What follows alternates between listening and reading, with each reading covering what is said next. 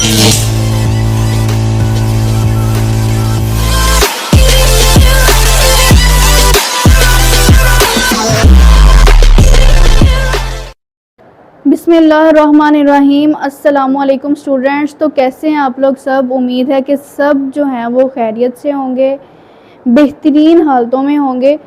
तो बच्चों, हम जो है वो वर्टिब्रेट्स को डिस्कस कर रहे थे। वर्टिब्रेट्स में हमने कहा था कि उनके जो है वो 5 तरह की जो है उनकी क्लासेस होती हैं। तो पिछले लेक्चर में हमने जो है क्लास स्पाइसिस को डिस्कस किया था। अब हम सेकंड क्लास को डिस्कस करने जा रहे हैं वर्टिब्रेट्स की, जो है जी क्लास एम्फीबिया। चलें जी अपना लेक्चर स्टार्ट करते हैं। क्या हमारा टॉपिक है जी?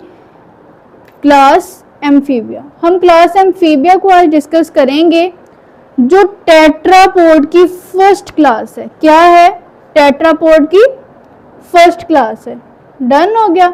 अब टेट्रापोड्स क्या थे? हमने पिछले लेक्चर में जो है ये डिस्कस किया था कि टेट्रापोड्स ऐसे ऑर्गेनिजम्स होते हैं जिनके पास लिम्स मौजूद होते हैं। तो टेट्रापोड्स की ये पहली क्लास है जिनके पास जो है वो लिम्स मौजूद होते हैं, टांगें भी मौजूद हैं जी उनके पास, और बाजू भी मौजूद होते हैं। डन हो गया। अब सबसे पहले हम क्लास एम्फीबिया में आने वाले जितने भी ऑर्गेनिजम्स हैं उनकी थोड़ी सी कैरेक्टरिस्टिक्स के बारे में बात कर लेते हैं कि उनमें क्या क्या स्पेशलिटी है, क्या क्या उनमें खुसूसियात पाई जाती हैं। डन हो गया। चलें जी बिस्मिल्लाहिर्रहमानिर्रहीम। इनका जो सबसे पहले एंडोस्केलेटन होता है, इन ऑर्गेनिजम्स का जो एंडोस्केलेटन होता है क्लास एम्फीबिया में आने वाले ऑर्गेनिजम्स का, वो बोनी स्केलेटन होता है। क्या होता है जी? Bony endoskeleton. एंडोस्केलेटन क्या मतलब कि जो इंटरनल स्केलेटन है इनका, वो बोन्स से मिलके बना हुआ होता है। हमने कल बोनी स्केलेटन और कार्टिलेजिनियस स्केलेटन के बारे में भी बात की थी। आई होप सो कि आप लोगों को याद होगा। तो बोनी स्केलेटन जो है, इनके इंटरनल स्केलेटन जो इनका है वो बोन्स से मिलके बना होता है, जिसे हम कहेंगे जी इनका स्केलेटन जो है, एंडोस्केलेटन जो है वो बोनी होता है। ठीक है, बोनी एंडोस्केलेटन इनमें इन ऑर्गेनिजम्स में पाया जाता है जो क्लास एम्फीबियंस में आते हैं। एम्फीबियंस कह लें या एम्फीबिया कह लें। डन हो गया। अच्छा जी, अब सिर्फ फिशेस को छोड़ के, क्या जी? सिर्फ फिशेस को छोड़ के बाकी सारे के सारे एम्फीबियंस जो होते हैं उनके पास नेक मौजूद होती। क्या मौजूद होती है? हमने क्या बात की कि सिर्फ फिशेस को छोड़ के बाकी सारे के सारे जो एम्फीबियंस हैं उनके पास क्या मौजूद होती है? नेक मौजूद होती है। डन हो गया। अब हमने कल बात की थी कि वर्टिब्रेट्स जो ऑर्गेनिजम्स हैं उनमें वर्टिब्रल कॉलम पाने की वजह से उनका नाम जो है वो वर्टिब्रेट्स रखा गया।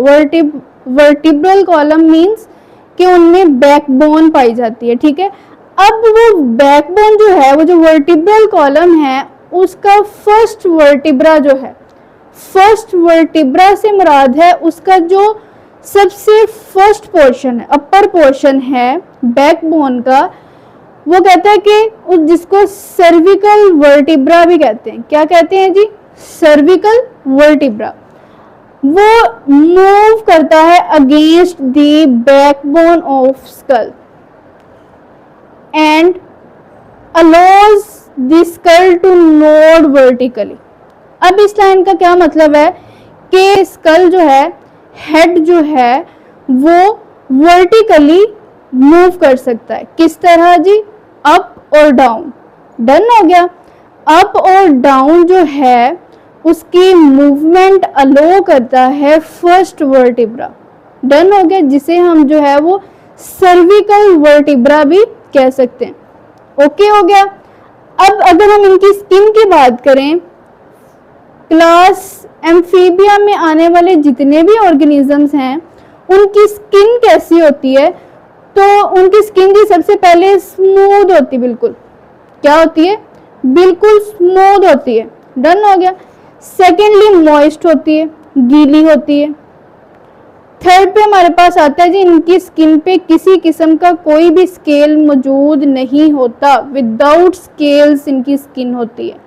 ओके। अब अगर इनकी स्किन के फंक्शन की हम बात करें कि इनकी जो स्किन है जो बिल्कुल स्मूथ है, मॉइस्ट है और विदाउट स्केल है, इसका फंक्शन क्या है? तो इसके फंक्शन की अगर हम बात करें तो ये हेल्प करती है ऑर्गेनिजम्स को गैसेस एक्सचेंज करने में, टेम्परेचर की रेगुलेशन में, थर्ड जी absorption and storage of water, water को एब्जॉर्ब करने के लिए और उसको स्टोर करने के लिए। डन हो गया, इनकी स्किन जो है वो हेल्प देती है।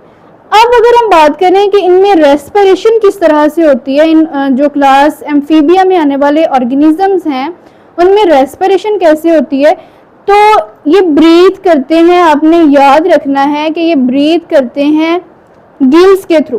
किन के थ्रू? गिल्स के थ्रू। ये गिल्स के थ्रू जो है वो ब्रीथ करते हैं इन लार्वल स्टेज। किस स्टेज में? लार्वल स्टेज में। लेकिन जैसे ही ये अपनी अडल्ट स्टेज में आते हैं, जैसे ही अपनी अडल्ट स्टेज में आते हैं, ये क्या करते हैं जी? ब्रीदिंग करना शुरू कर देते हैं लंग्स के जरिए और स्किन के जरिए। डन हो गया। जब ये लार्वल स्टेज में होते हैं तो ये रेस्पायर करते हैं थ्रू गिल्स जो इनकी स्किन के ऊपर मौजूद होते हैं। लेकिन जैसे ही ये अडल्ट होते हैं, जैसे ही ये अडल्ट होते हैं तो ये क्या करते हैं? ब्रीदिंग जो है वो लंग्स और स्किन के जरिए से शुरू कर देते हैं। डन हो गया। अच्छा जी, अब नेक्स्ट हमारे पास है कि इनका बॉडी टेम्परेचर के हवाले से जो है ये स्पीशीज जो हैं क्लास एम्फीबिया में आने वाली, ये दो तरह की होती हैं। कितनी तरह की होती हैं जी? दो तरह की होती हैं। अब कुछ जो हैं वो होते हैं एक्टोथर्मिक। क्या होते हैं? कुछ होते हैं जी एक्टोथर्मिक। एक्टोथर्मिक ऐसे ऑर्गेनिजम्स होते हैं, एक्टोथर्मिक ऐसे एम्फीबियंस होते हैं जो डिपेंड करते हैं अपने टेम्परेचर, अपने बॉडी टेम्परेचर को रेगुलेट करने के लिए, अपने बॉडी टेम्परेचर को रेगुलेट करने के लिए एक्सटर्नल सोर्स। ये अपने एक्टोथर्म्स जो होते हैं, ऐसे एक्टोथर्मिक एम्फीबियंस जो अपने बॉडी टेम्परेचर को जो है वो रेगुलेट करने के लिए जो है वो एक्सटर्नल सोर्सेज पे डिपेंड करते हैं। ऐसी जो स्पीशीज हैं वो एक्टोथर्मिक एम्फीबियंस कहलाती हैं। डन हो गया। कुछ एम्फीबियंस इनमें ऐसे मौजूद हैं जो एक्टोथर्मिक होते हैं, अपने बॉडी टेम्परेचर को रेगुलेट करने के लिए डिपेंड करते हैं एक्सटर्नल सोर्सेज पे। ओके। कुछ जो होते हैं जी वो होते हैं पोकिलोथर्म्स। अब ये ऐसे ऑर्गेनिजम्स हैं, ऐसी स्पीशीज हैं एम्फीबियंस की जो अपने बॉडी टेम्परेचर को जो है वो रेगुलेट नहीं करती। क्या नहीं करती जी? अपने बॉडी टेम्परेचर को रेगुलेट नहीं करती। किस तरह नहीं? कॉन्स्टेंटली, यानी कि मुसलसल जो है अपने बॉडी टेम्परेचर को एक ही जैसा जो है वो नहीं रखती, यानी कि अपने बॉडी टेम्परेचर को रेगुलेट मेंटेन जो है वो नहीं रखती। लेकिन ये विंटर सीजन में ये बहुत ही इम्पोर्टेंट पॉइंट है कि पोकिलोथर्म्स में आने वाली एम्फीबियन की जो जितनी भी स्पीशीज हैं वो विंटर सीजन में क्या करती हैं? हाइबरनेट हो जाती हैं। क्या हो जाती हैं जी? हाइबरनेट हो जाती हैं। हाइबरनेट होने से मुराद है कि छुप जाती हैं। ये क्या कर लेती हैं? अपने आप को हाइड कर लेती हैं। किस लिए? अपनी एनर्जी को स्टोर रखने के लिए। ठीक है, खुद को जो है वो महफूज कर लेती हैं अपनी एनर्जी को स्टोर करने के लिए। अब अगर इनके हार्ट की हम बात करें, क्लास एम्फीबियन में आने वाले जितने भी ऑर्गेनिजम्स हैं उनका हार्ट जो है वो कैसा होता है, तो ये बात आप लोगों ने याद रखनी है कि इनके पास डबल सर्किट हार्ट पाया जाता है। इनमें डबल सर्किट हार्ट पाया जाता है। डबल सर्किट हार्ट में इनके पास जो है वो 3 चैम्बर्स होते हैं।